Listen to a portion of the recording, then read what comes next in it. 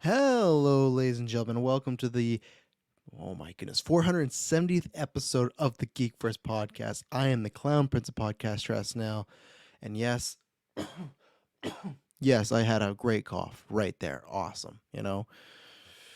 Boy, what a great start. No, but yes, I am alone. I literally drank a thing of water. I'm like, oh, here we go. And that went down the wrong hole and fucked me for the cast. But good. You know what? Take another one, fix it. Here we go. All good, right? We're going to be all good. But yeah, no, I am flying solo tonight. I was supposed to do a newscast thing last week, is like the Thursday or Friday, and I can't remember what came up. And I'm glad it came up because I have some other news that I'm going to be talking about tonight. And plus, I want to talk about the box office. But yeah, no, Kirklin he's gonna be on SideQuest, and I think he's still gonna be on Moon Knight and News later on this week. But he has a trip coming up, so he's getting ready for that. And then Taylor had parental or in-law things, parties and whatnot. So I thought, you know what? Get on the mic. And I know I'm bad. I promise to eventually at one point do this. I had promised like, oh, you're gonna at least get more of these solo casts from me because I like doing them. I like there's some topics or some point of views where I can definitely, as you probably know from GeekVerse, just go and rant and rave and repeat and do all that thing and not need another person. Not in the sense not need another person, but just as like a kind of opinion piece podcast, right? Where it's like it's just gonna be ranting sometimes. And sometimes a GeekVerse I have to do that because I got the other guys here or gal. And so yeah, I do plan at some point doing this, but we're just luckily we're so busy. There's so much content. Family life is busy. Like, oh man, this week it's like there's like 3 soccer practice. You got preschool. You got all this stuff going on where you have to have these events, and it's all good, busy stuff. But I do plan on doing that, and eventually patrons too. I think we're gonna start because May we're changing some things to Patreon. I'm gonna try and get back to doing the backstage updates and everything like that. Those will be fun. But yeah, I hope you are enjoying our content this month.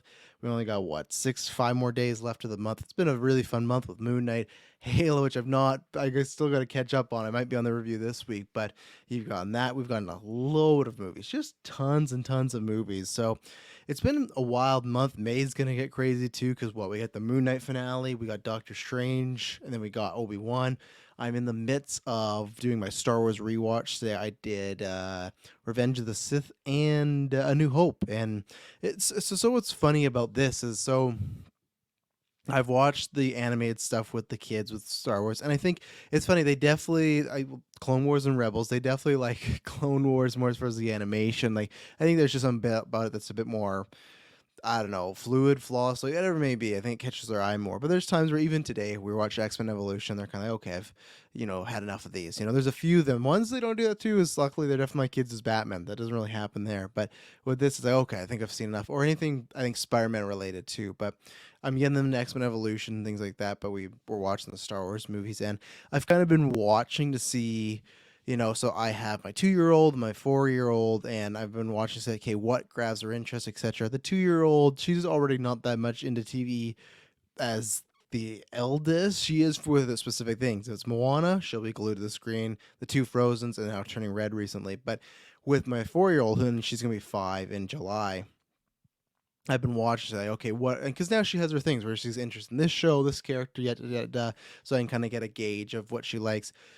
So we watched Phantom Menace. I think some people fell asleep, so we watched Phantom Menace again. The first time we watched Phantom Menace, she did not really care about it at all. But then the second time we watched it, she was more engaged. And I thought, oh, maybe it's because I'm alive, but I'm awake. I'm fully talking to her about like, oh, what it is. I think last time we put on Phantom Menace, it was like a rainy, just kind of lazy movie day. People are napping in now and stuff like that. Because as people know, when you got a newborn, which yeah, she's 6 months, but still, you gotta squeeze in those naps when you can, right? And I thought, well, so she was really into the end of Phantom Menace, talking about Obi-Wan, Anakin, and stuff like that. And I thought, okay, when we get Attack of the Clones, I'm gonna make sure it's not gonna be nap time. I'm gonna be there the whole time explaining things. And man, it's for a kid, so it's different from my perspective. Because prequels have gone up and down on prequels. I always think are. I can never say a bad movie, but I just can't say good movies. I usually do say they're bad movies because I think the story is there, but everything else between the writing, the acting, stuff like that, even the story has problems. But so watching this in in the guise of, okay, how's a kid gonna enjoy this? Now I was a kid and I like these, but I was still probably older, and what that probably came out 2004. So I was about 10 or 11 and stuff like that, because, well, I guess I'm revealing my age now. But in real life, I always joke that I'm 16 all the time. I've been joking that I'm 16 since the fucking podcast started. But in real life, I was 10, 11. So I was like, a whole half decade older than her, but I was still interested, right? Attack of the Clones, she didn't give a shit about. Revenge, so she really didn't. She like, and especially Attack of the Clones surprised me because it's lots of talking, lots of build up. But I'm like, man, this third act, she's gonna love it. Like when we get to Yoda fighting, when we get to Count Dooku, when we get to the all out war of Jedi's and everything. No, then I think it was like she had just been so under, entertained from the first part of it. She was out, and then Revenge of the Sith, not really. She just kind of asked like, "Where's Anakin?" No, okay, that's the guy. He has the curly hair now. That's what we want. Okay, and then she kind of was out of it. And then the reason I'm saying this is because, surprisingly enough, I thought because they looked newer and more recent, she would like those more. But for A New Hope, she sat there for about 75% of it. We all watched it, because we did watch it in the morning, went for a hike, and that was really fun. But she watched like the majority of it, and I was surprised. And I think it is just, I was surprised just because like, one thing that's good, I've always said this about the Disney Plus, like whatever versions they are, the ones with McClunky, they look really good. Like they don't look like a movie from the 70s. It looks pristine and crisp. So I don't think, at least nowadays, when you would watch the prequels and those back to back, yeah, sure, for myself and us that are older see the effects, but I don't think there's that jarring sense. And I think it's just more of an adventure. And I think there's multiple characters, like they have them, but the main characters are like Padme, Anakin, Obi-Wan, right? And I guess again, you can say the main characters are Luke, Han, and Leia, but there's just so much. There's lots of Chewbacca, there's lots of C-3PO. So we watched those. I'm really interested because I think she's seen them like off the side throughout her life.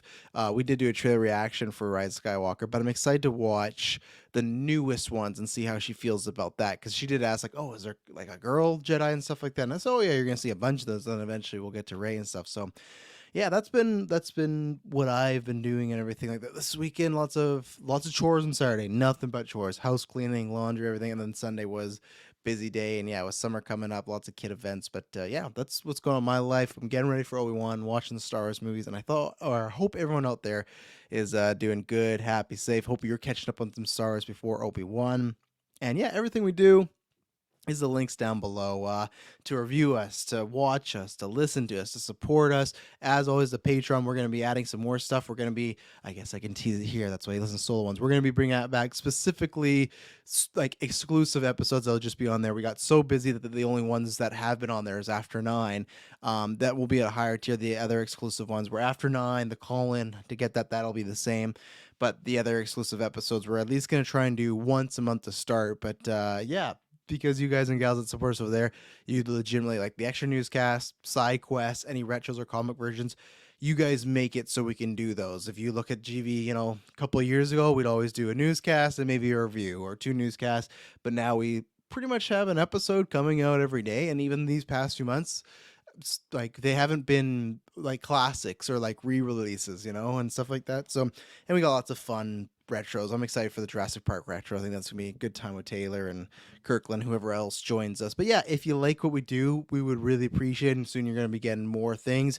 You're gonna be getting some choices of what we review and retrospect in the future, certain content. So more than ever, that also supports us, makes it so we have time and income to spend our free time doing this. But also you guys are going to get more of a voice of what we're doing over there, because we appreciate what you help us out with. So yeah, this week there'll be newscasts. I'm hoping CinemaCon gives us something, because CinemaCon last year I don't think gave us too much, but it's the Monday to the Thursday, and everybody from like Sony to Disney to Warner Bros. They all got like panels. Now here's the thing: these are for like the theater owners, right? So it's not going to be like a Disney Investors Day where it's like, here's our huge slate. No, but you might get some confirmations of sequels, directors, dates, stuff like that. What I'm really hoping tomorrow is that Warner Brothers is like, oh yeah, and not that I don't think it's going to happen, but I hope Warner Brothers is like, oh yeah, and coming 2024, 23, the Batman, 2, or what, I guess not 23. Yeah, 2024, the Batman 2, whatever it may be, right? So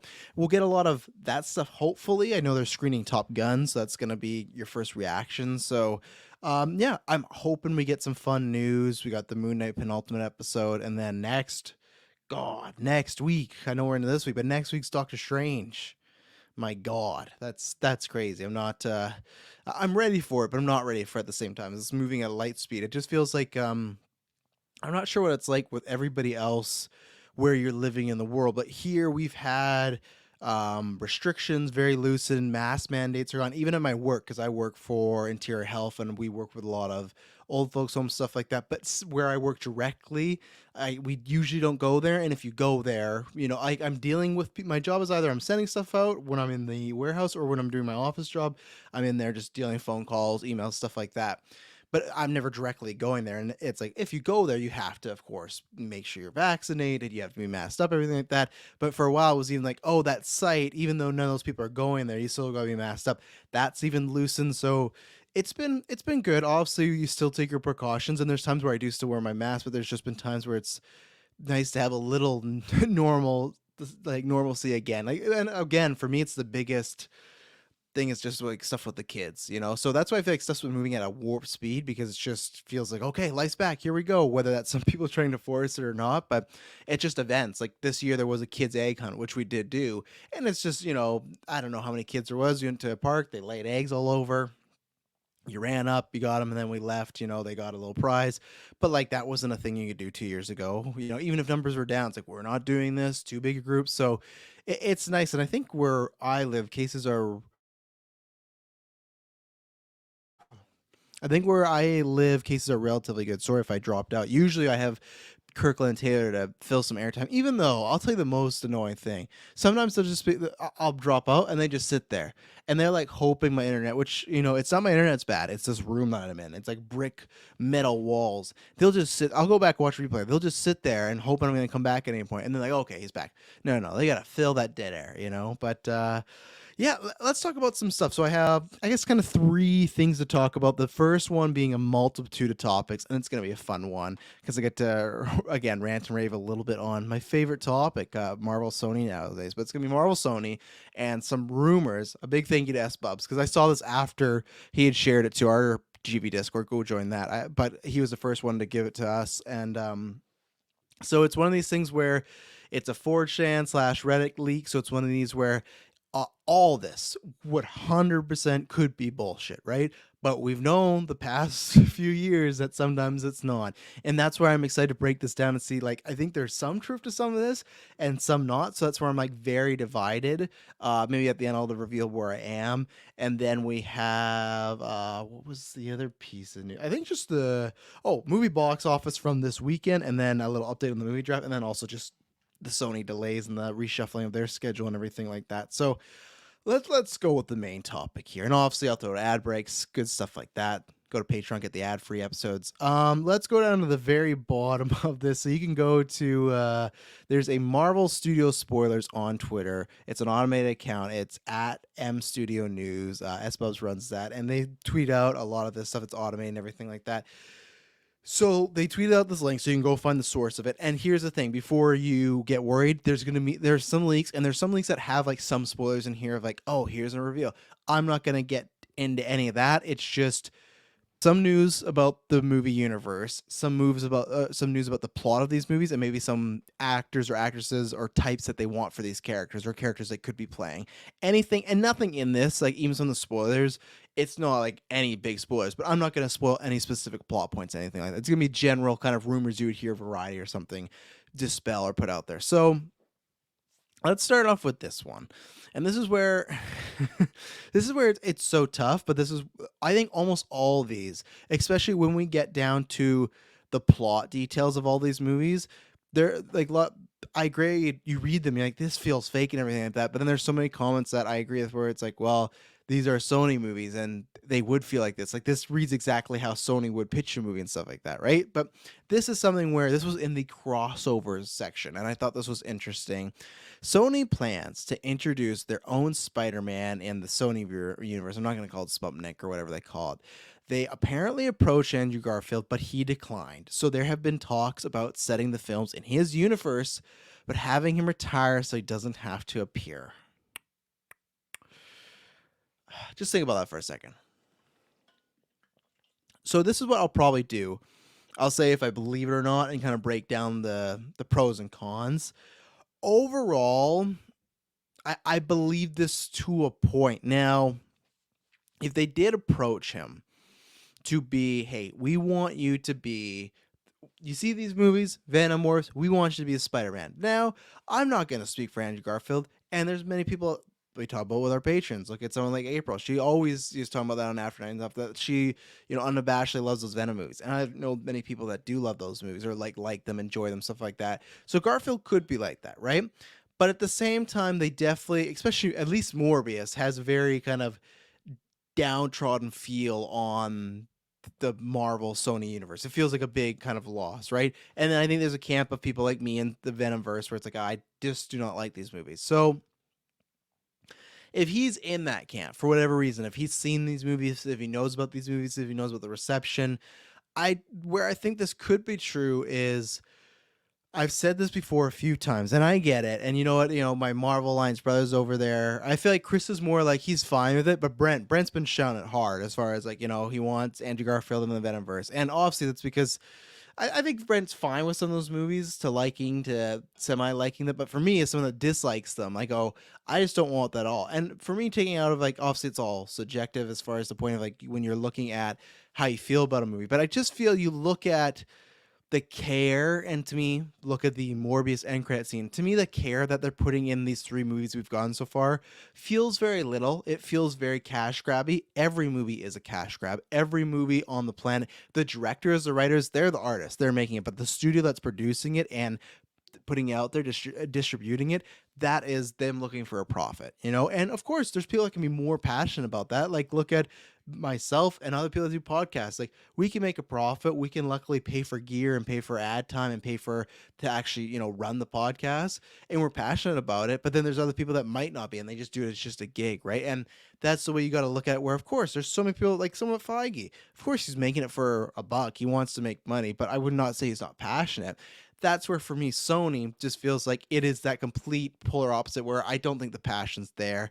And if it is, it's in someone like Avi Arad, which I don't think is the way to go. I still think the Thank You and No Way Home was very like egotistical in my opinion. It was weird. If he didn't choose to do that, great, but it just, if there always just feels like when you're talking to that person and they're smiling and they're laughing but you feel like they're full of shit, that always feels like Sony to me. And especially like, look at what happened with those Sony leaks. Now, obviously, it was like a decade ago, but just the way, like, and every studio does this, right? But just the way they would like say things underhandedly about a person or insult them, and then these emails came out and be like, yeah, they're not going to work with them, this so and so. So I would believe, and that's what my biggest fear is. People go, okay, well, we got Andrew was back in No Way Home. Everyone loved him, and I agree. And Andrew Garfield is having a moment. He is, I would argue, the biggest he's ever been right now, because he had No Way Home. He had what was Tick Tick Boom on Netflix, which was huge, and he also was in that Tammy Faye or Tammy Ray, whatever that movie was, that Jessica Chastain, which I watched. I actually quite liked it, and he was really good in it. He should have got more. He should got. I don't think he got a supporting actor nom. He should have got that. I just feel like, as far as popularity and the whole him lying, quotation marks, about being in No Way Home became such a meme, and he became such an internet kind of fun thing to talk about. I don't think there's a time that he's ever been bigger. It's the same way as like with Warner Brothers and Man of Steel, where it's just like, or Warner Brothers and Henry Cavill and doing anything with Man of Steel in the future. It's like Henry Cavill's the biggest he's ever been. He's bigger than he was when he was in Superman, like Man of Steel, or BVS, like with The Witcher, with the Enola Holmes, with Mission Impossible. People just like the guy. That's a different issue, right? This sounds like it's the reverse, where if this is true, they go, hey, we really want to work with you. And I don't know, because you got to think about this way, where I said, what's the reward? He comes back to No Way Home, and he said that he would be open to playing it. So it's not like he said, you know what, I did No Way Home. That was a great send off. I never got to do it again. I'm really fine. Um, to me, I don't think the reward of, hey, I got back as Spider-Man proved, I'm just as good as Toby, just as good as Tom. People love me. People argued that he could have stolen the movie. I'm one of those people that kind of feels that way. Even though Defoe was in it, it's great, and Toby's great, and Tom's great, I just think Andrew like really got to shine. I always use the example because Chris Baga said the best. So I'm with Marvel Alliance people. It's like seeing, you're getting a great actor who can, do dialogue with a great director or a great team. It's a all-star player being with an all-star coach and not being kind of shackled to bad coaching or off the field problems, stuff like that. So To me, the reward of him going in the Venom Morbius verse, that's not a reward. That to me would just get us right back to where we were in 2012, where these movies, sure, they would definitely get a little bump in the box office, and maybe critics would be like a little easier on them because they like Andrew Garfield more and he's more of a stylish actor. But I just feel like it would, I if I'm in his point of view, No Way Home was perfect, right? And he even said the pitch of, hey, you're going to come in here. It's going to be a multiverse peer. You guys are going to almost act like brothers. And we got this huge scene for you. And that's the scene that sold them. It sounded like no matter what they're going to do, once he heard that pitch of him catching MJ to stop the pain for Tom Holland's Peter, it sounds like he was in, right? And the biggest thing I'd say is when he was doing press, I guess I guess it's a double because he wasn't doing press. He did this after. But if you go back and look at interviews, I think he said this to Josh Horowitz, but he did this multiple times where people said, "Hey, you're gonna be in Spider-Man," and he says, "No, it looks like what they're doing over there is fun. I would love to be in it, but I'm not. Maybe another time. Yada yada yada. Right? He's not the werewolf. I am the werewolf." But he would always say, man, what John Watts, Kevin Feige, and Amy Pascal are doing over there with Tom Holland, it's just fantastic. He would praise it, multiple interviews, as much as he could, right? Now, in that equation, if he is praising all three people, who do you have in this scenario? Probably just one, right? And that's the thing where he worked with Amy. It sounds like he has lots of respect for Amy. It sounds like everyone really likes Amy. So Amy, she could be there, right? Obviously, she's producing other Spider-Man things. Doesn't mean she has to. I don't know. I'd have to look. I don't know if she did produce Venom, or I feel like Venom 1 because she was doing that press tour. Oh, let's take a look here because I don't know. I don't want to speak out of turn, and I will keep blabbering while I look it up. But she's been attached to most of, at least all the Spider-Man projects, right? So Amy Pascal. Let's go to her IMDb. But either way, he was praising them all. And let's say even for whatever reason, if she didn't do Morbius and Venom, which I'm feeling like she didn't, she produced Little Woman too. That's awesome. Great film, the newest one. So let's see. She produced Kraven the Hunter. She produced Venom, Let There Be Carnage, Venom. Okay, so she did not produce Morbius. So there you go. Because I didn't remember seeing her name there. But Venom makes sense because there was all those meme interviews with her and Feige and, like, oh yeah, Venom and Spider-Man. They're all in the MCU. And Feige's doing the whole, hello, darkness, my old friend. So you could easily say, hey, we're gonna do Sinister Six. We're gonna do some sort of movie that we need a Spider-Man, or we want just him to start popping up in this universe. Let's say Kraven. We got Kraven, Madam Web, and Venom 3, and they go to Andrew to say, at some point, we want Spider-Man to be in one of these universe or one of these films. We would like you to be the Spider-Man. Now, I think you could easily, if he was requesting it, say, hey, I would like it if Amy was involved with this. I trust her. We have a good working relationship. I think they go, oh, absolutely, we can do that. Let's bring Amy over. She's done almost every other Spider-Man film, connected Spider-Man film, right?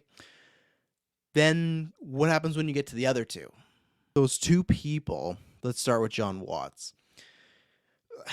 Remember when like Sony and MCU had their first breakup and there was already rumors, which is funny because now John Watts is directing Fantastic Four, but there was rumors that, oh, Marvel's trying to get John Watts on a project right away. They like John Watts. They like working with John Watts. Whatever you feel about the MCU, as we've said before, they have a system, right? They have a sandbox. You get there, you know the rules. They have the rules you can break, the rules you can't, yada, yada, yada. He's somebody that works great in there because he did all three Spider-Man films, and one of the biggest ones, as far as I'm sure, them trusting him to, hey, you're going to do all these villains, and then also Toby, Andrew, lots of trust. And even before No Way Home came out, they had announced him for Fantastic Four. So that was the word going around that, okay, if we do break up with Sony, we want to keep Watts. It doesn't matter if you guys can't do this film here with Spider-Man and everything with us. We want to keep John Watts. You find a different director. So I feel like one, he's in the Marvel MCU camp. He's doing his thing. He's already he's for sure doing his thing with Fantastic Four. And even then after that, I feel like he's firmly on one side. So I guess Sony could approach him and say, hey, we're doing this, but I feel like he would decline and be on the other side. So you can't have Watts, and then it's Feige. And that's where I feel like, okay, so you can get Amy. And maybe there's a case where Amy alone could have Andrew come back and do this thing and try and convince him, yeah, you could be. And especially, too, like, I wonder if they pitched him, hey, we just want you to be a Spider-Man in this universe. And he was like, I'd like to do a solo movie or more with the other Spider-Man or Feige and company. Then I go, we can't do that. We can do this. Or we can make it a Sinister Six, which, according to this leak, which that's why I go back and forth, that's not the plan. With when it was a mixture of, I think, the cast, but mostly Tom Holland and Zendaya. When that merger or whatever, that partnership ended, they were very clear in the public eye of like, it was subtle, but the way we follow these Twitter things, it wasn't subtle that they wanted Sony and Marvel to work it out, right? Or Sony and the MCU to work it out. Even when they announced the deal, I can't remember Zendaya. She posted something. It wasn't like a, oh, thank God, but it felt like that. It was an emoji or GIF on Instagram or Twitter, something like that. And also, you have this classic Tom Holland story, right, of calling Bob Iger and being like, "We gotta fix this." Blah, blah, blah.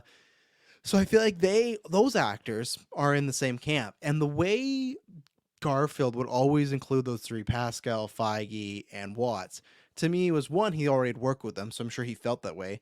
But two, I bet he talked to other actors like, oh yeah, this vibe is great. I just guarantee you that, yeah, of course, MCU, they're not perfect. They change things sometimes, on the fly they can. They've been known to do that. If something works better or they think it works better, maybe it doesn't work out, but they will change things. But I think overall, they still obviously have that vision of where they're going. The same thing as they may change how this entered, yet all the things, but I guarantee you the him saving MJ moment, that wasn't changed. There might have been variations of it, but the core crux of why Andrew wanted to do this, at least one of the amazing reasons he's talked about, that was staying there. And I think that happens a lot with the MCU. So I think it's tough when you go to the MCU and you see this whole well laid out, well choreographed planning system, which, like I said, some people go, "Oh no, that just makes it so boring and it's not original."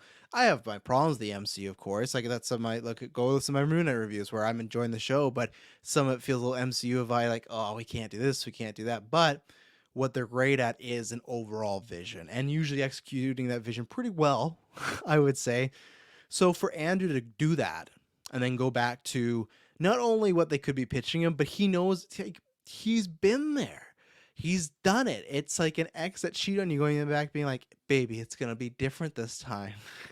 You may as well like send them to the booby hatch, like I, he went through that system of Amazing Spider-Man 2, which was notorious, tons of like editing and change ups. Like Mary Jane was in that film and they cut her. I'm not saying that's the reason why it's bad, but there's so much that film that changed on the go, right?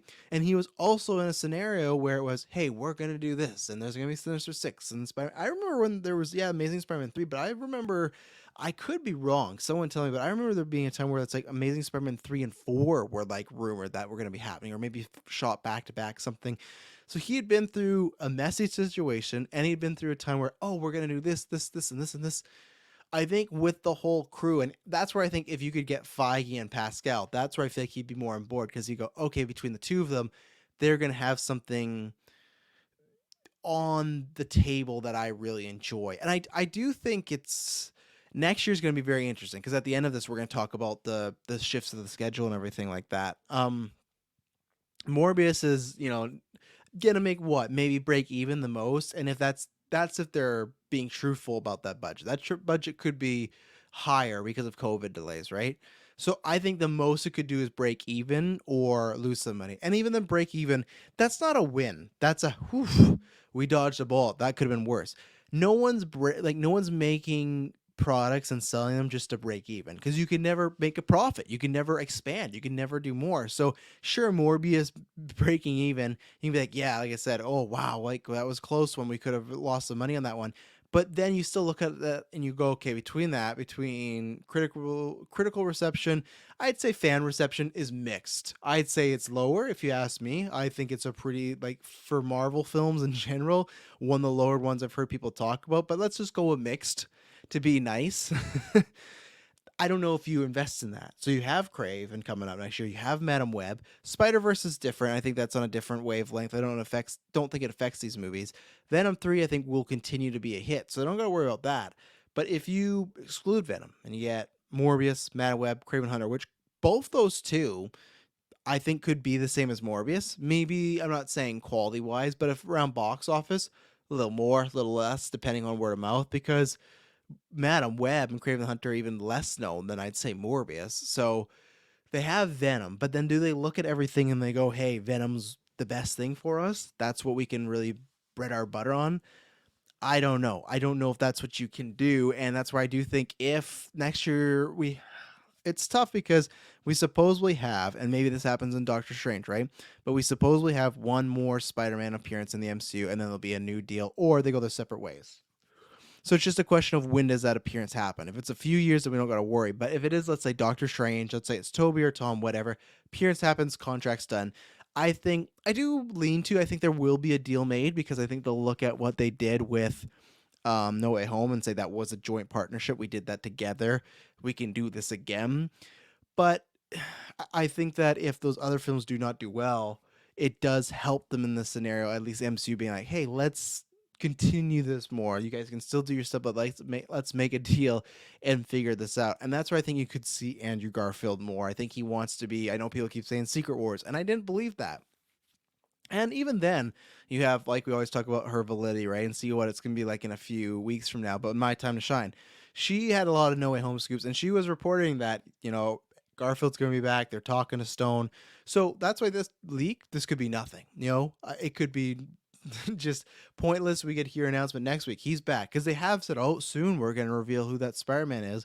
But I guarantee that might not happen. I remember there was one time where Kathleen Kennedy in the summer it was like the summer of 2019 was going to reveal like a new Star Wars movie coming. It just never happened, right? Until it happens, don't believe it. So I see this as a 50-50 because he's definitely kept the door open and I feel like he loves the character, but at the same time I feel like he wants to return in a similar situation to David No Way Home where he feels taken care of. And I could see him saying no because why?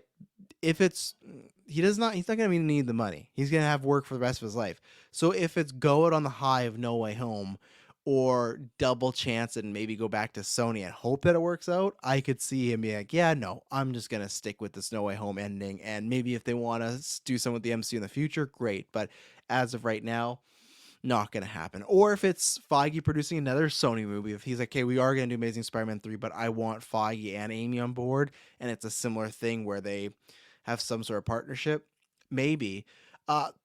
Let's take our first ad break, and then I want to talk about the world thing of why, like why is this the choice they're making? So let's dive in that right after this ad break. And we're back. So that line, they want to retire him. If this was real, and this is the only thing that makes it to me is weird where it's a red flag, like, this could be a bullshit report. They say, okay, we're going to set it in his universe, but we're going to retire Andrew so he doesn't have to appear.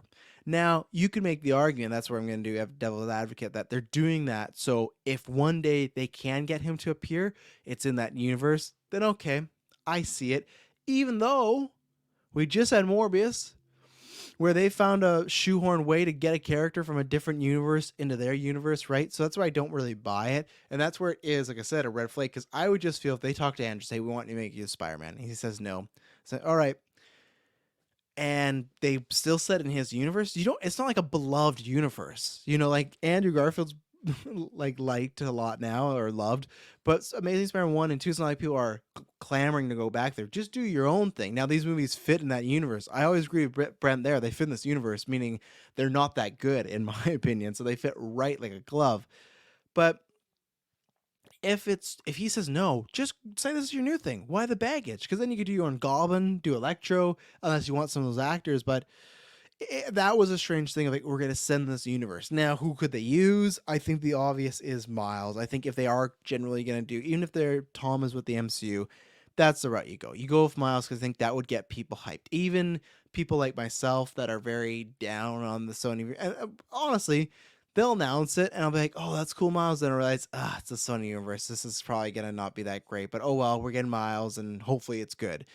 You will get people like that. Miles, I think, any Spider-Man will, but I think Miles would uptick. Like, let's say if you have the same marketing, right? And it's Morbius, and then there's the Morbius movie that has Miles Morales. Like, as an actual character and you market that, it would do better, regardless, because Miles Morales is really hot right now. Spider-Man's always hot. So I think that's the route you go. This whole retiring him in this universe, that's kind of weird. Same thing, too. It's like, he was just crime fighting in No Way Home. Like, he's going to be retired. He chose to sit it out. Like, I don't know. It's a weird thing, and that's where it just feels like, do I believe this? I don't know, but Miles is the one you go with. So, because I don't, as much as I love Ben Riley, I don't think you go there.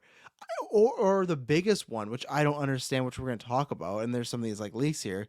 You have Madam Web, who's kind of like a Spider-Womanish at times. One of them has kind of been reworked that way, and then you have Olivia Wilde making a Spider-Man woman movie. Now again, that has to happen. One and two, maybe it's, hey, this is its own universe. I want to be separate. But you'd still feel like, hey, well, let's try and see one of these directors or writers. We're going to make it clear, like, hey, you're going to do this movie, but we are going to take this Spider Woman and put her in these films. So it's an odd fit. I feel like just go to New Universe, ignore Andrew, ignore that world. If he's not coming back, do that. And I hope it's. I want to see Andrew again, but I want to see Andrew again if all the stars align, whether it is an MC. And that's where there's times where I go, like, of course, I said I didn't want Fox to be bought by Marvel because I want more stuff like Deadpool and Logan. And we'll see what happens with Deadpool 3, but I like the variety of comic book movies, right? That's one thing I think DC is doing a lot better than Marvel is they can have a Batman and Joker and try and do their connected universe with an Aquaman or like Peacemaker, stuff like that, right?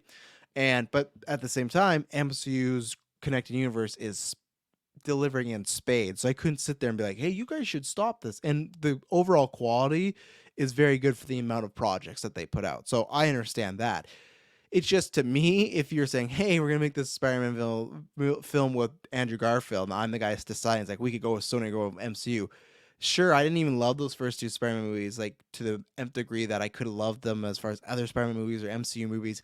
But I say, you take the MCU crew and deal every time. Like, that's who you trust. At least they're at least going to get you a passable good movie. Where Sony, they can potentially make you one of your worst Marvel movies, which I don't even think that's what Morbius is, but for some people it is, right? If they're genuinely feel that way. So I do hope to see him back in just the right circumstances, whether it's the MCU or whether it is Sony doing something with actual care, in my opinion. Is, again, I just feel like it's for money. The way they have the Morbius writers, and I think they're writing Craven the Hunter, it's like these guys who have written like Gods of Egypt and these movies that are bombed and been critically and general audience like poo-pooed on and not done well. And why do you get these guys? Why? Probably because they're cheaper. I hate to say that. And good for those screenwriters making a living. Go get it. Do it. But to have some care in it, and that's all I want. I think that's all we want is if they bring them back, do something like that, whether it's you team with MCU or, hey, we're getting this hot director, we're getting these, right? Like, we're getting Chris Lord and Phil Miller, like, we're getting a team here to make Andrew Garfield and the Spider-Gwen movie fantastic, right? And at the end of the day, it's tough. If you put a gun to my head and you said, hey, the only way you can get Andrew Garfield and Emma Stone back is in the Sony universe, would you do it?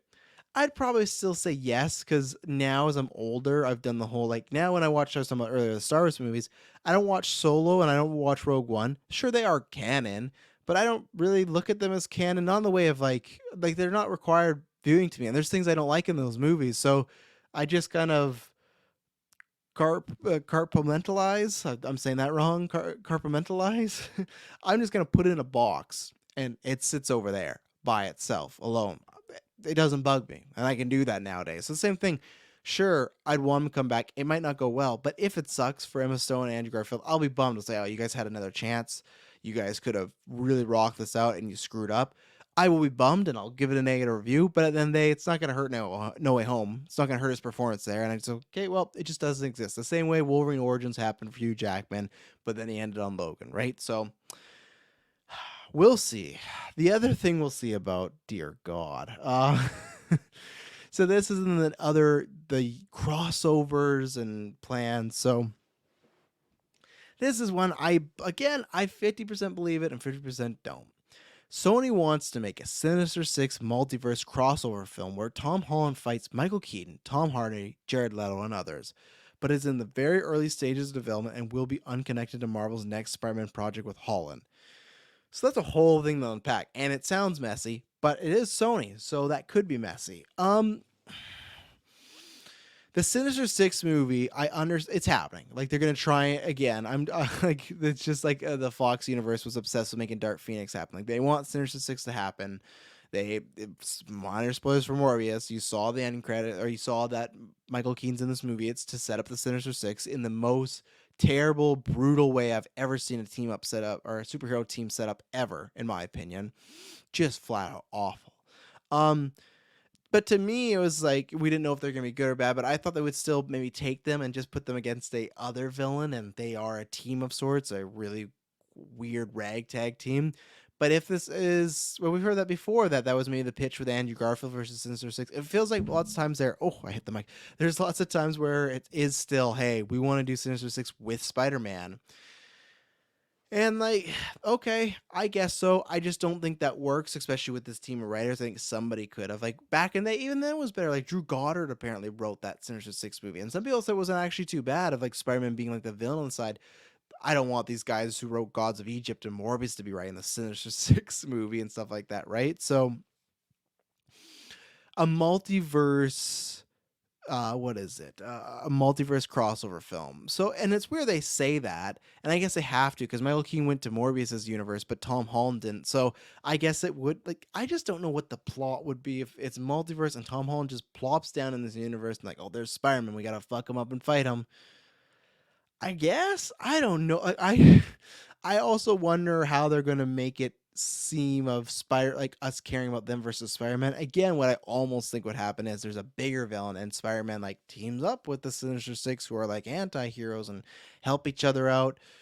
Oh boy, that does not sound good to me, but I get that they would want Tom Holland in this movie. He's the biggest star, right? It makes sense as far as he's the biggest Spider-Man, I'd say, as far as popularity right now, just because he's in the MCU and all these films. You know, two films, Spider-Man films made $1 billion, one almost $2 billion, and he's the lead of them, right? And Tom Holland's generally liked around, as I'd say, like fandoms and internet types and stuff like that. So it makes sense. The other part that's weird to me is like it will be unconnected to Marvel's next Spider-Man project with Holland. So I guess what that would mean is the similar thing of in Spider-Man No Way Home, how Venom, something happened in the universe, he gets plopped up, he gets put in a bar in Mexico and he's talking to the waiter. There's a man in a tin suit. He died. I do like that line. But he went there and then he got pulled back to his home. What I'm gathering from this is they were saying, if this is true, that Tom Holland would end up in this Sony universe to, I guess, fight, do something, and then he'd jump back over to his because it says it'll be unconnected to Marvel's next Spider-Man project. Now it's interesting because when they say unconnected, at the beginning of this, it said Sony wants Sinister Six film, and at the end of this article or leak, it says Marvel's next Spider-Man project. So I would assume when this person's saying Marvel's, and like I said, it's just assumption, they're speaking of Marvel Studios. So that's saying that, okay, hey, we'll let you do Spider-Man 4, we'll let you have an MCU guy, we'll let Tom Holland be in the MCU more. We just want him for this Sinister Six movie. It would boost sales. Could we make that happen?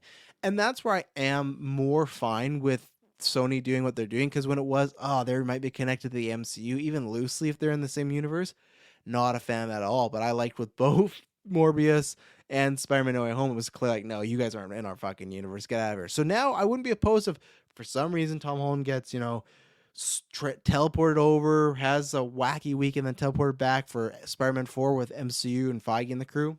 Sure, that works for me.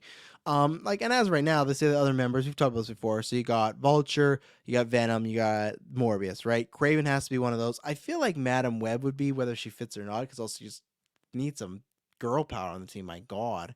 And then we have Venom 3. So that's 6-1. That could be anyway. That could be a side character for some of these movies. That could be Silver Sable, Black Cat, a Norman Osborn. Who knows? But yeah, we'll see on that one. I don't know.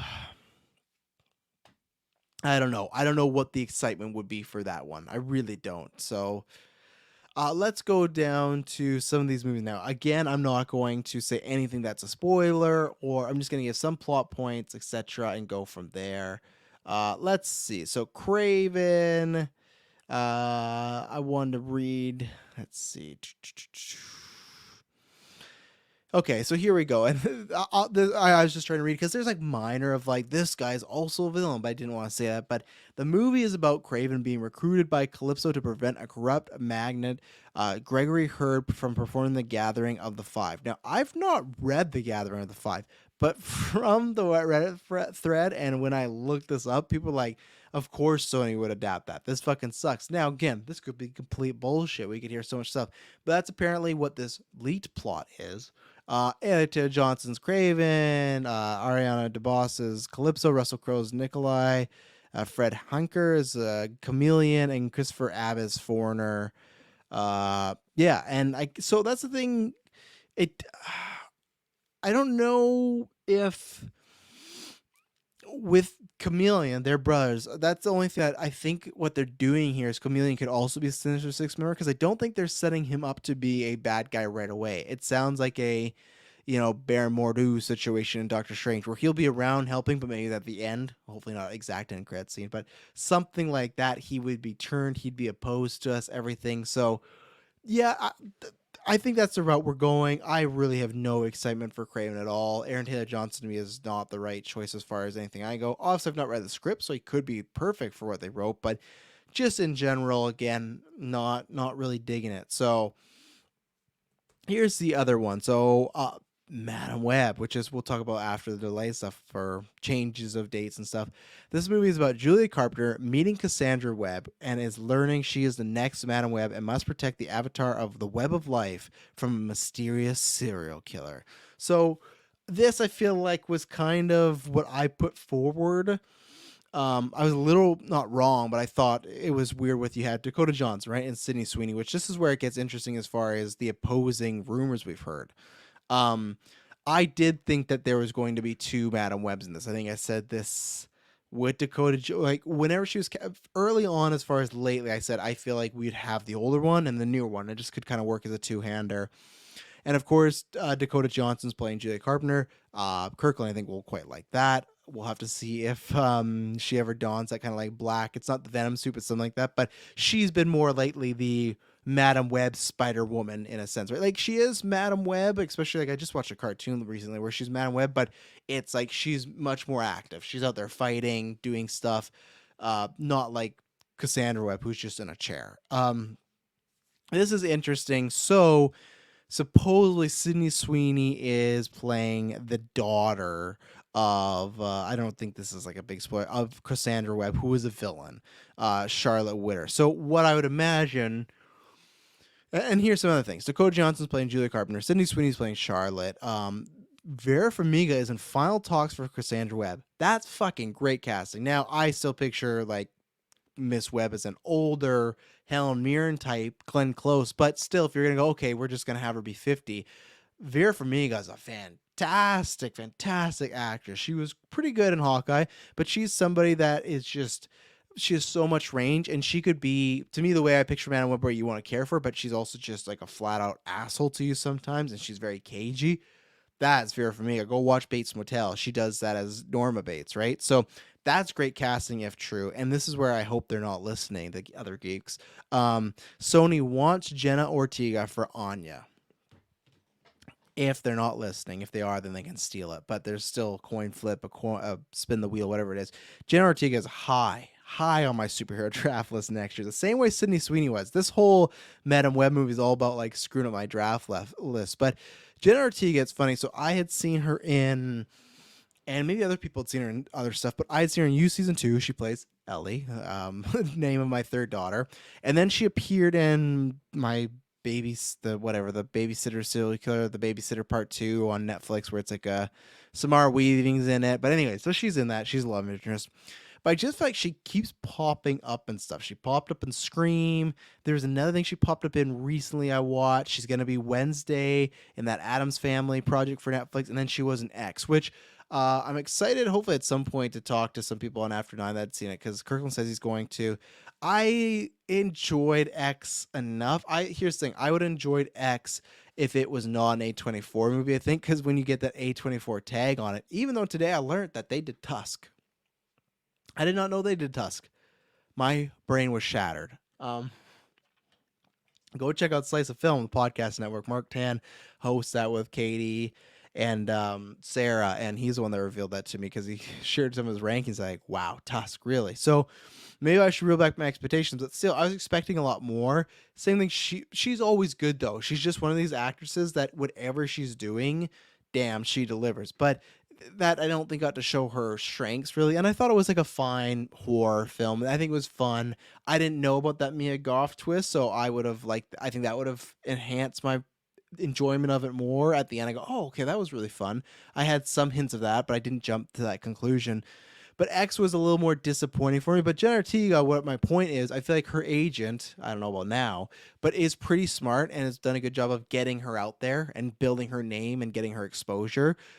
Of course, I was gonna say, like, any Marvel movie is good. Of course, you could like look at Morbius, say look at that box office, but still, you get more exposure than you would if you weren't in a Marvel or DC movie, right? So I could believe that they want her for that. I don't know if she would do it, and I hope she doesn't, because to me she has X-Men written all over her. But and the other one was, they were eyeing Moses Ingram, Jeffrey Dean Morgan, and Scott Eastwood for supporting roles. Taylor is gonna be creaming his jeans about hearing Scott Eastwood, so.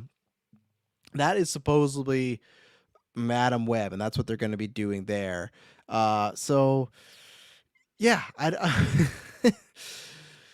I guess like we'll see. I think it could be a really trippy movie. I just have so little faith in all the stuff that they're doing over there at Sony. So, but hey, that's going to be the unfortunate thing, right?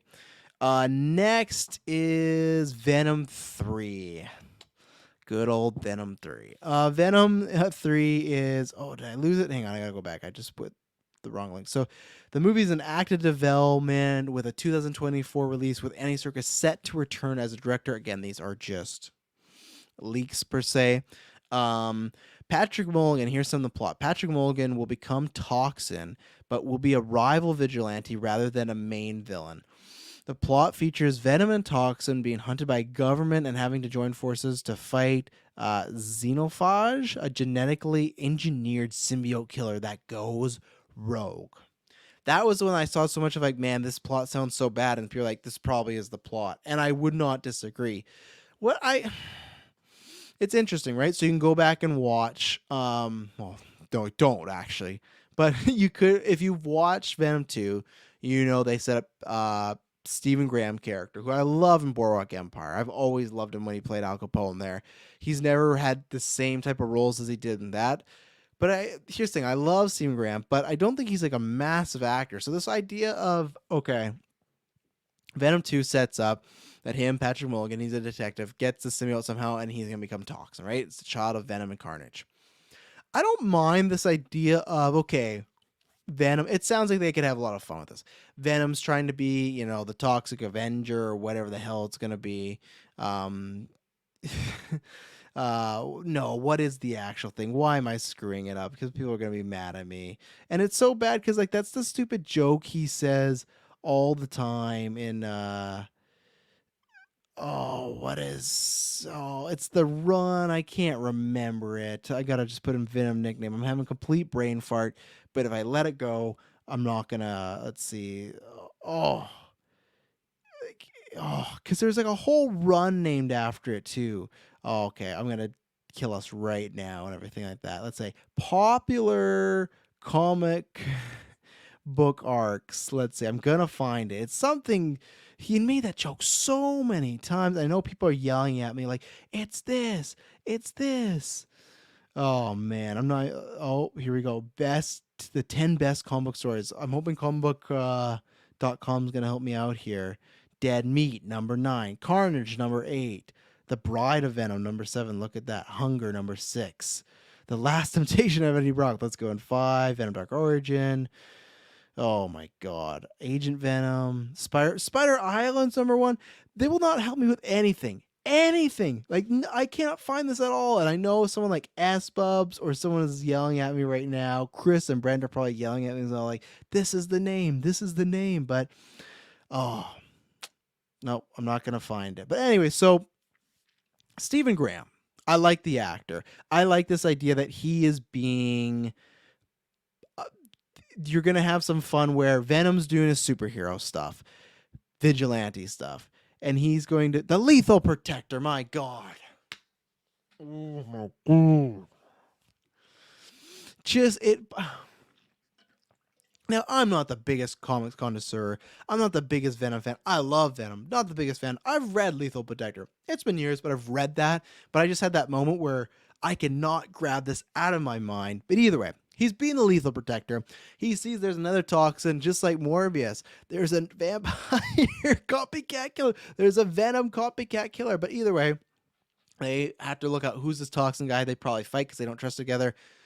I don't mind this idea of he would partner up with Toxin, this symbiote, to take down this. And here's talking about comic knowledge.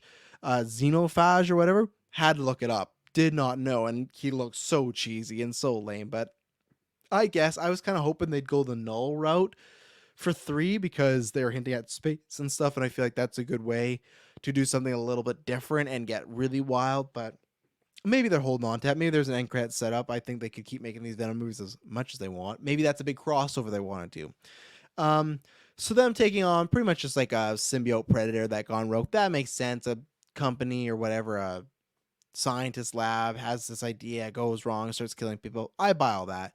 What I don't necessarily buy is like a, man, this is going to be great, is like the pairing of Tom Hardy and Stephen Graham. I don't think that really sells the movie. Now you can go get some other actors, but I think that Stephen Graham was fine in Venom 2, but if you're going to have them palling around, I did not like Carnage and Woody Harrelson, but I think that sells it more like, oh, this movie, Venom and Carnage, they got to team up. Woody and Tom got to team up. I don't think Tom and Steven have that same pull. So I'm interested to see how they would do that. Like, I'm not interested, but I'm curious because I just don't think the two-hander of them being the Coley, like Stephen Graham's not a big enough star, likable. I think it doesn't bring that in for people. But again, maybe people are just there to see Tom Hardy. So that's supposedly Venom 3. That makes about as much sense as possible. Let's take our second ad break. Won't be the last one, I don't think. But let's take our second ad break. And then we're going to talk about Spider-Woman and some other things. So we'll be right back.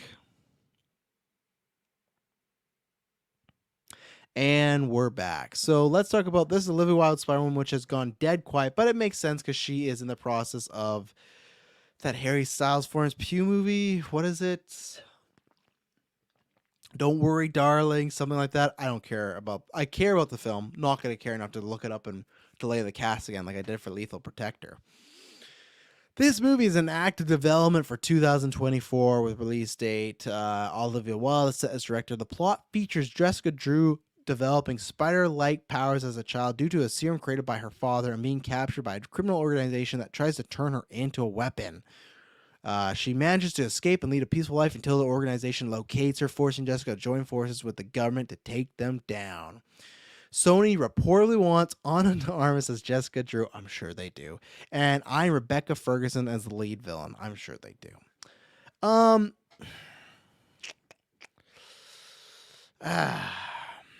It's tricky with this one. This is what I'm most interested in. I liked Olivia Wilde's what the hell? I'm having a great day. Booksmart, right? That's one.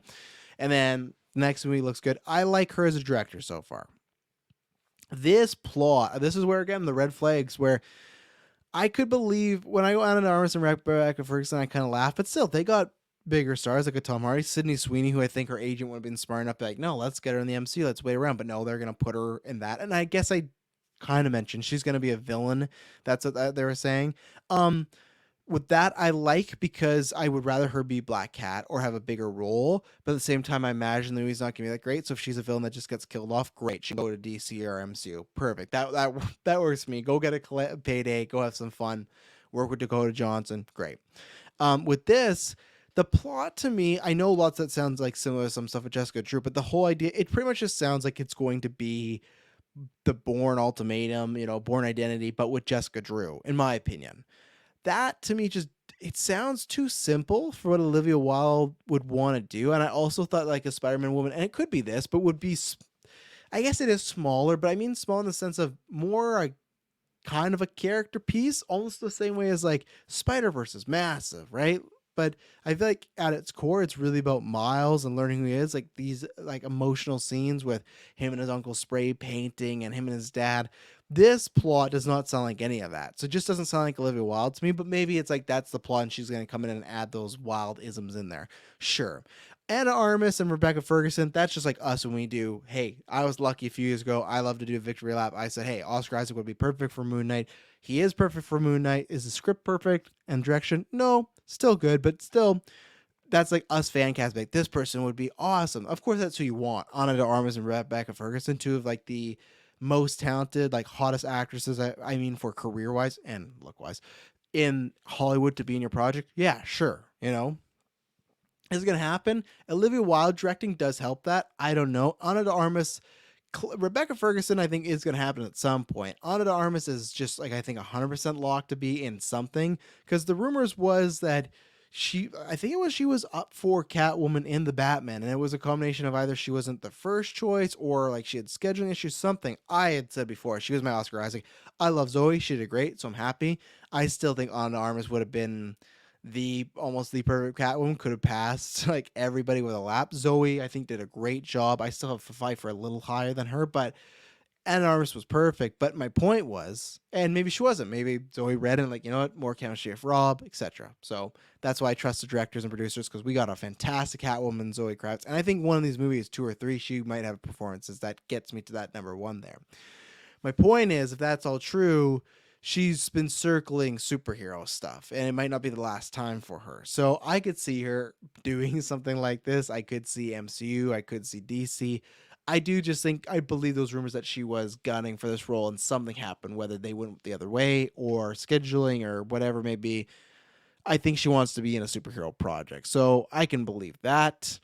Next is the Silver. There's 2 movies left, which Silver Sable. The movie is in active development, but there's no direct or release date.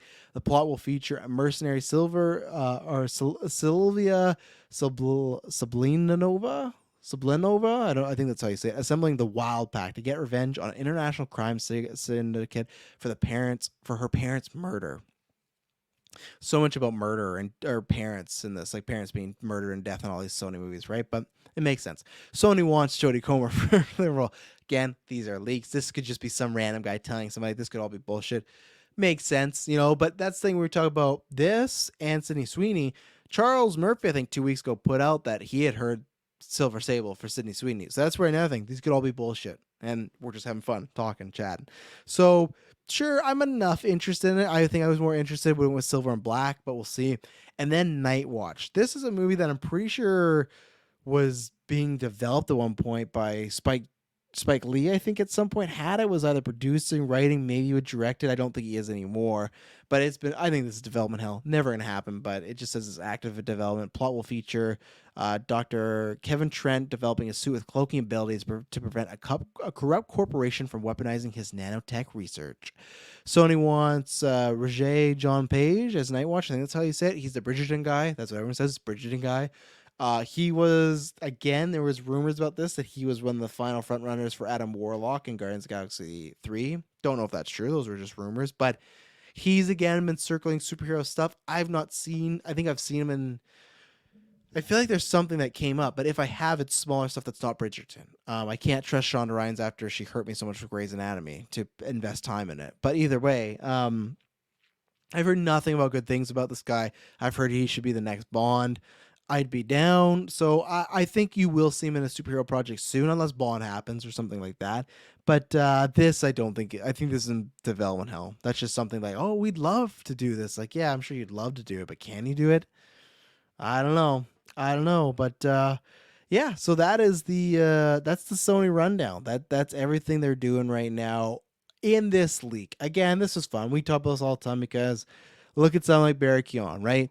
There's like many people that put it out there, like either like the tiniest scoopers, just random people. His brother shared something, but there's a bunch of other people being like, oh, I hear he might be in, but not the Joker. You know, sometimes these are nothing. Sometimes there's a smoking gun, and we'll have to see. We'll see in a couple things, and there's things about it here that I like, that I hope are real, and there's things that I don't like and hope are not real. Actually, I think the majority of the things I don't really want, and I'm somebody that I understand. Sony's not gonna sell to Marvel. I just want them to get better and have a bit more of a forefront thought of what they're gonna do. We always joke about DC and changing everything like that. DC is leaps and bounds ahead of Sony Marvel, you know. But yeah, that is all the leaks there. Let me know what you think about that. Let me take a look. Next, we're gonna talk about some box office delays and then the movie draft kind of update. I'm not gonna do the final total yet here. But so we have Spider-Verse no longer coming out this year. Big bummer. Now it's interesting, right? Because you go through that wave of everyone's mad, but then everyone goes, "Oh, if they need the time, give it to them." And I'm like that, right? I'm like that with all films. Like it's a cliche. There's that guy that with the video game quote, he had the no, what is it? you could delay a video game and make it great, but you can't, release a bad video game and make that great after the fact. Even though people patch games, it's still true, right? Yeah, you want to delay it till it's ready. Them having part 1 and part 2 of Across the Spider-Verse is pretty bold, so I do understand that. It's a bit of a gut punch, much like Flash, because it's a big delay, but it happens. The thing that's curious right now, and they dated Madam Web, so we have Kraven the Hunter in January. Movies, they've been releasing some movies like a Scream that have done well in January, but before it's had the reputation as, hey, this movie, we screened it and people hated it. We're just going to dump it in January, toilet bowl month, and get it out there and just collect as much money as we can and move on. That's where Craven's coming out, but like I said, it has changed. It's not as bad anymore, that reputation. So, okay, maybe they got something there. And then they got, let me pull up first showing, because it was a murder's row of stuff coming out in the summer of 2023. But they're putting Spider-Verse in June, and then they're putting Madam Web in July, which does not make any sense to me. Now, of course, they are, one's an animated movie. Really, Google? You're not going to give me this? Oh, I put in the first day of summer. That explains why I'm fucking wrong here. First day of summer, by the way, is June 30th, Tuesday. There you go. Anyway, so I get their different audiences. Some people might even argue, oh, Spider-Verse, that's more a kid's movie. But still, they're Spider-related projects. You're appealing to Marvel fans. To put Spider-Verse 2, Across Spider-Verse, in June, and then Madam Web in July.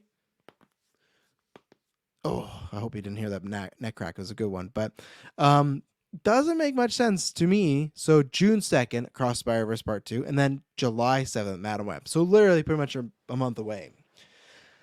I don't think that will stick, and if it does, they're idiots. Now, I sometimes do think that's the way it is with Sony, but that just doesn't make sense of, like, separate them a little bit. Like, imagine Madam Web's going to have some spider-ish people or something like that, right? But either way, so Across the Spider-Verse being done, Kirklin has now lost too. So I want to go up. We're going to talk about this in box office as well. But so for the movie draft this year, if you don't know, me, Kirklin, and Taylor, we all drafted 10 movies that are coming out in 2022. And at the end of the year, or when we do the next draft next year, whoever has the most box office wins. So I've had 2 movies be delayed. I had Flash and Mission Impossible 7. So I'm down to 8. I've had a few come out this year. I've had Scream, I had Morbius, fuck. But I got Lightyear and Doctor Strange and hopefully Black Panther.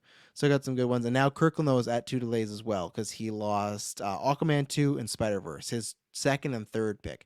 Taylor's sitting pretty with all his picks, but he did also pick Fantastic Beasts and The Northman, which is doing very minor right now, unfortunately. So that's the update on the draft. I think soon, next time all 3 chaps and I are together, I'll get some numbers and see who's ahead and whatnot. But so here's June 2023 to July. June 2nd, Across Spider-Verse. The next week, Transformers Rise of the Beast. Now, it's not Michael Bay. Obviously, they've had some, I'd say, hits to the jawline and made them stumble, Transformers. But I think they still have a chance. I don't know if they can be the billion-dollar franchise again, but to tap into a lot of those people, and people love like the Beast era. So you have that. So you get Spider-Verse 1 week. Or I'd say of June. First week, second week of June, Transformers. Third week of June, The Flash. Fourth week of June, Indiana Jones 5. Are you fucking kidding me? Now, I'm excited as a moviegoer. That's great. All those movies are going to get like 1 week.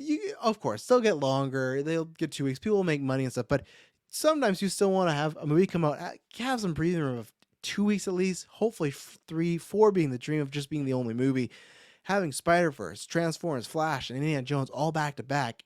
Most of those monies are going to make, I think, most of their money in the first weekend, unless they are so good, like Spider-Verse 1 was, where you get that word of mouth. Now, Spider-Verse 1 wasn't the biggest hit, but these with words of mouth, like, you got Spider-Verse, which is critically acclaimed. I think people love it. I think tons of kids are seeing it now, are going to be excited for this. It was a bummer it got delayed, because I was excited to see it with my girls. But the next week, you got Transformers, which has an established audience, which could be big again. You have The Flash, which is a big, obviously has problems, but big character, plus Michael Keaton returning. Then Indiana Jones 5, presumably Harrison Ford's last Indiana Jones. Killer. Then the next month, Madam Web comes out July 7th. July 14th is my Mission Impossible 7. And then July 21st is the Wile E. Coyote movie, but then Oppenheimer, the new Nolan movie, and then the next week after that, Ant-Man and the Wasp. So again, the quick rundown: Madam Web, Mission Impossible, Oppenheimer, and Ant-Man and the Wasp.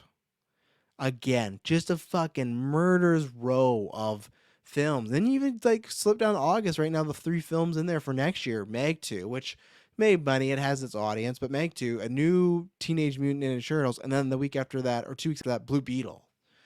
Those fucking like 10 to 12 weeks gonna be stacked. I just want to see what's even in May right now. Like May, oh my god. So right before June, Guardians of the Galaxy May 5th, May 19th, Fast Furious 10, and then May 26th, ending off the month, Little Mermaid.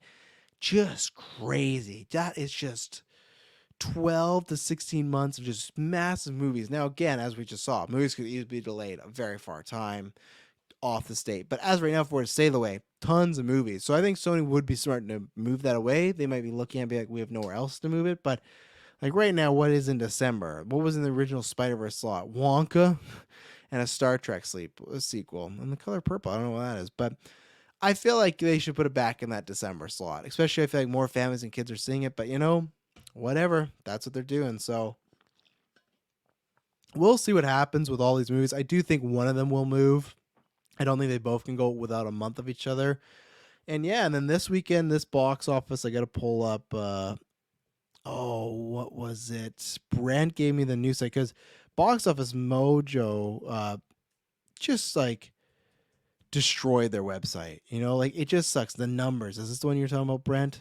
I think you were, but they just destroyed their website and fuck, it was bad. And if you weren't talking about this one, Brent, the number's not too bad. But this weekend, you had the Bad Guys with a $24 million debut, and they were number 1. Sonic 2 was at 15 million% with at second place, Fantastic Beasts at a 67% drop at 14 million.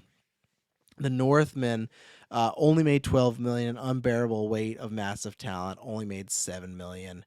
And man, I'm gonna click on these movies. So Northman, I know, had a 90 million budget. Tis Northman, so I was fine for the draft for Don to do as well. Because if he keeps those 10 movies, we need some of his movies to really bomb. But let's see, does it show a budget here in this website? International Summary News. No. So, anyways, Focus Features. This is like similar. Like that's who did the Northman. Opening up at 12 million, that's around the case. The problem is the Northman is 90 million, and they got next week. I'm interested to see how it does. It has, I think, like a decent word of mouth, but not so much that I think people are gonna get others to rush out to see it. You know, so we'll see. We go check out a review. We just did that. Fantastic View, one of my favorites of the year. I feel like it is the most mainstream Robert Eggers movie, but still, that is saying something because he still makes some weird shit. But and then The Unbearable Weight of Mass Talent. Again, this weekend, only 7 million. I'm gonna find out what the budget was of that. I'm hoping it wasn't too high, but and I'm not saying of this of our listeners because there's so many people join the GV Discord that love these MCU, DC, Star Wars shows, movies, comics, and they will go see this. They will go see The Northman. They'll go see horror movies, stuff like that. I again will push this forward to the people, and even if there are listeners, just to, if you go and see these movies, I just want to take a look right here. So you know what, the budget for Massive Talent's 30 million. So it's probably gonna break even to lose money, which sucks because that's a really underrated movie. Again, as I said on the review, it's not that it is, man, one of the best movies I've ever seen. Just one of my favorite movies as far as an enjoyable time, but it's just that classic thing. Luckily, I feel like I haven't heard it that much recently because people realized. I feel like it was really big in like 2017 or 18, and people had this narrative, right, of there is no original IP movies out there, just superhero movies and remakes and sequels. But then people point out that there is thousands of these movies that, and maybe over hundreds of movies that are released worldwide that are new IPs, new stories, not based on an existing IP, that people just aren't seeing. And I feel like that narrative broke down. I feel like people brought that back a little bit lately because it was, hey, look at the top 6, 7, like, look at the top 10 of pandemic. I can't remember what it was, but it was like No Way Home, Bond, The Batman, all the Marvel films, and then like Dune, right? And maybe I think Sing 2. So you could argue Sin 2, there you go. New IP. Obviously still a sequel, right? But I think it happened around that time and people kind of got shut up because like, oh, there are original films and I'm not seeing them, so I can't really say anything. And now I think it's this cry like, man, we can see that other films can do really well. It's not no longer, hey, COVID, the pandemic is stopping movies from doing well. We've seen multiple films do well. It's time for these smaller films for people to go see them. And it's just not happening. I've talked both with many people before where the pandemic has done one thing where it'll get better as life goes forward and people have less restrictions and they feel more comfortable. But there's gonna be quite a few times or quite a bit of time before people like everybody feels completely safe, right? And I guarantee there's people that whether they're elderly, don't want to risk going to see a movie, just to see it and they could just wait at home in the comfort and safety of their home. Or there's just people in general that just don't want to go. Or there's people also just, it's talked about too, like there's hard times in the world. People like movies cost a lot of money. When you have what I just narrowed down, like again, next year, you come to somebody that's on a budget with a movie costing anywhere from like 12 to, I'll say 10 to 15 tickets. Some people in America, you guys are playing crazy amounts. You're paying $22 for IMAX, which I would do too, but still, I digress. Look again what's happening next year. We have, which is different because it's a bunch of bangers back to back. But at the same time, you could argue that all these bangers eventually some will break. It's not like what my point is. Maybe you could have been like, oh, from May to July, there's all these movies I want to see. For the rest of the year, I'm not going to buy any movies or go pay for any movies. I'm going to wait. Not many people are going to do that. So I think what you could see is a lot of some of these blockbusters suffering. That was I think Justin Kroll put that out about Ambulance, where the people he had heard from the inside weren't saying like, oh, they're worried I was doing so bad. Just like, this is the first time since the pandemic we've shown, oh, it's a busy box office weekend. That hasn't happened yet, right? It's going to happen more. Again, Guardians of the Galaxy, Fast 10, Little Mermaid, Spider-Verse, Transformers, The Flash, Indy 5, Madam Web, Mission Impossible 7, Oppenheimer, and Ant-Man and the Wasp, Quantumania. That's a lot of money. That's over, like if you were to go see each one and that's just only seeing once and buy yourself, and let's say even the most, those are $10 a ticket, right? That's $120.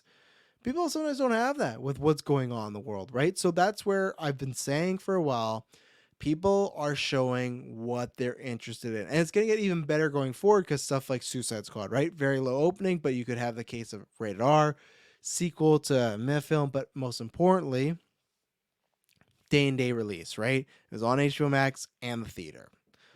Now, as we get, especially Warner Brothers is previewing this out, obviously the Batman's already on Crave and HBO Max, but still, they didn't do the day and date and massive success. We'll get more collection of data as time goes on. But you're gonna see movies that people are gonna go pay really for what they feel is an event film and what they want to see, and that's where that's fine. Whether you don't have the budget, whether you don't care about these movies, that's okay. All I'm saying is don't ever be the person to bring up a conversation or tweet or share a message about there's no original films, they're all going to shit, and you don't see a single one of them. Because Northman, Massive Town, two very different movies, but movies I could recommend different people. Like there's a movie in the theaters right now you could see that's not one of these big IPs. So it sucks, but we live in this world where this happens. There just might be a time where next time Robert Eggers makes a movie with focus, they go, hey, we're not going to give you 90 million. We're going to give you this. Or some studios that don't care and they got the money to shell that all out. Look at what Netflix is doing. Look at Amazon. What did they say? I think it's like each Lord of the Rings episode's like $40-50 million. My God, that's ridiculous. So yeah, we're going to see where all these ships lay and see what happens. But I do think that my original point of Spider-Verse and Madam Web being moved at some point will happen. And yeah, it sucks. It was a bummer. I expected that. My Northman theater was more fuller than I thought, but I expected numbers kind of in this range, but they're even just lower than I was hoping. Like the Nick Cage one I thought would even at least crack double digits, like get good word of mouth and get out there, but just didn't, because again, people are showing what they're willing to pay money for, and that's fine. That whatever you want to feel safe, that's good, but it just shows, man, not that we gotta worry, but it's just a time like a Massive Town is gonna come out and kind of be gone, and that sucks. So, well, that's GV470 in the book, just a nice little solo one. Tuesday, it's going to be Kirklin, Taylor, and maybe Jessica. If Jessica's joining, they're going to be doing a Potter ranking because after every retrospective, we do that. They're going to talk about the Lightyear trailer. I'm going to let them because I already ranted enough about stuff tonight, and plus, some of them haven't shared their thoughts on it. So they got that and probably a slew of other topics, and we got lots of good reviews. So I hope you enjoy this. Anything of my thoughts, if you agree with, disagree with, head over to Twitter, Facebook, Discord. You can leave some in the YouTube comments. But yeah, Twitter, I'm Travis B. Snail. I'm on there. And always looking for a civil conversation. You want to do that? Absolutely. I'll love to do that. If not, I'm just going to mute you. I'm going to drop the Adam Sandler I disagree and move on with my life because Twitter arguments are not worth it nowadays. So thank you very much for tuning in. And I hope when you hear from me next, it'll not be boring.